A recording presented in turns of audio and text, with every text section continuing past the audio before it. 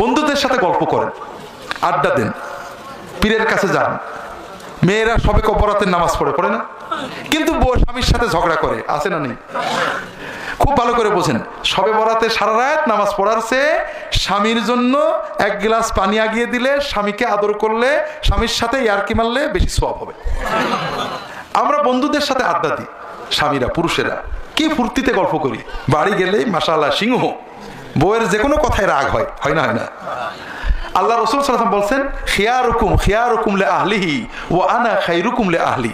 তোমাদের ভিতরে সেই শ্রেষ্ঠ যে তার বউয়ের কাছে, স্বামীর কাছে শ্রেষ্ঠ। স্বামীর বউয়ের সাথে ভালো ব্যবহার করা। আপনি বন্ধুদের সাথে মিষ্টি হাসলে যে সওয়াব হবে, স্বামীর সাথে মিষ্টি হাসলে, ভালো আচরণ করলে তার চেয়ে অনেক বেশি সওয়াব হবে। স্বামীর সাথে বউয়ের রাগ সহ্য করা ইবাদত। রাসূলুল্লাহ সাল্লাল্লাহু আলাইহি ওয়াসাল্লাম কোনোদিন বউয়ের রাগের মাথায় রাগ করেননি। কষ্ট পেয়েছেন, মনে কষ্ট পেয়ে মসজিদে পড়ে থেকেছেন, 4 মাস বাড়ি আসেননি, বউয়েদের ঝগড়াতে কষ্ট পেয়েছেন, কিন্তু বউয়ের ঝগড়ার মাথায় কোনোদিন বউকে গাল দেননি। কেউ সুবহানাল্লাহ বলেনি, কারণ এটা তো আমাদের বিরুদ্ধে গেল। আমাকে বলে যে দুলাভাই হুজুর এমন ওয়াজ করলেন, এমনি তো বউ কথা শোনে না, আর এখন তো আরো কথা শুনবে না। কিন্তু মুশকিল হলো যে আল্লাহ রাসূল সাল্লাল্লাহু আলাইহি ওয়াসাল্লাম শিখিয়েছেন, আমি না বলে করবো কি? আল্লাহ পারিবারিক জীবনকে সবচেয়ে গুরুত্ব দিয়েছেন, স্বামীর দায়িত্ব দিয়েছেন, বউ রাগ করলে তুমি রাগ করো না, ভালো ব্যবহার করো, তুমি আল্লাহর ওলি হবে। আর স্ত্রীকে বলেছেন স্বামীর প্রতি কৃতজ্ঞ হও। লা ইয়ানজুরুল্লাহু ইলা ইমরাতিন লা ইয়াশকুরু লিজাওজিহা ওয়া হিয়া লা তাস্তাগনি আনহা। একজন স্ত্রী স্বামী ছাড়া চলে না, চলে। স্বামী যত খারাপই হই, যখন মরে যায় বউয়ের অবস্থা ভালো হয় না, খারাপ। আমাদের এক বন্ধু বলছে যে বউ খুব অত্যাচার করে, সবসময় ঝগড়া করে, বড় বিপদে আছে, কি করি একটু বুদ্ধি দাও যিনি। তার এক বন্ধু বলছে যে কোনো সমস্যা নেই, একটা বুদ্ধি শুধু শুনবা, 1 মাসের জন্য গুম হয়ে যাবা, এমন গুম হওয়া যেন মরে গেছে। 1 মাসের ভিতরে ও বুঝে ফেলবে স্বামীর কি দাম, আর দেখবা কোনো বেয়াদবি করবে না, খারাপ আচরণ করবে না। বন্ধু বলছে না ভাই, এইরকম গুম হওয়ার তো কোনো সুযোগ নেই। বলে তাহলে বউয়ের একটু অত্যাচার সহ্য করো, আর কি করবা।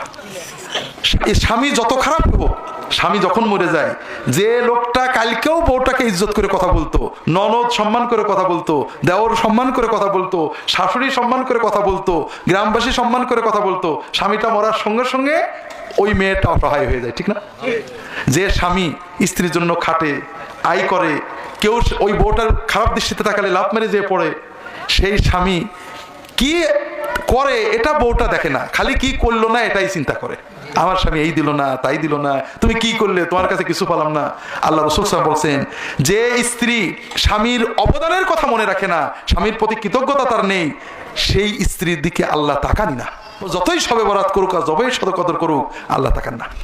আর স্বামীর দায়িত্ব হলো, বউ একটু বদমেজাজ করতে পারে, আল্লাহ তাআলা মেয়েদেরকে একটু আবেগ বেশি দিয়েছেন। আপনার ছেলের অসুখ, 2 মাসের 3 মাসের ছেলে, স্বামীরা বাবারা কি রাত জাগতে পারে? ঘুমায় পড়ে না? রাত কে জাগে?